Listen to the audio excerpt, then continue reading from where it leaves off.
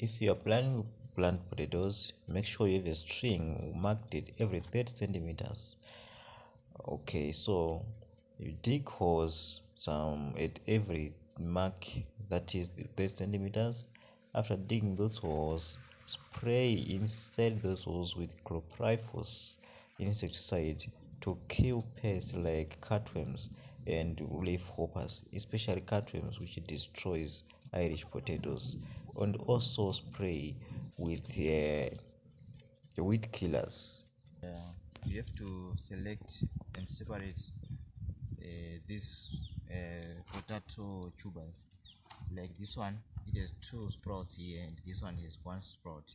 So these ones, you just grow them like that. You no need to remove any sprout or to cut it into 2 or 3 pieces.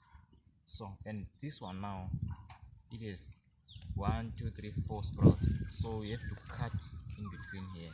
So these ones I'm putting the sprouted Irish potato tubers. Okay, you can see they are well sprouted, all of them. So this is it after digging some holes at 30 centimeter in row and 1 meter interval spacing. We applied compound C. Yes, some other people may use potato blend, but as for me, I used this compound C. Okay, I applied cattle manure, a handful of cattle manure in each hole, like this. This is cattle manure, right? This is decomposed cattle manure, right, for ease of absorption.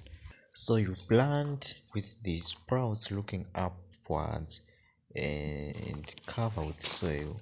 Then after that, irrigate well.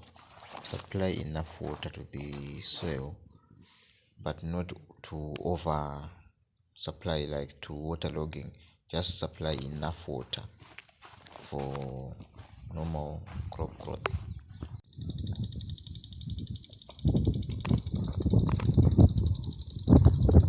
After 1 week from planting, you see the soil will start to crack.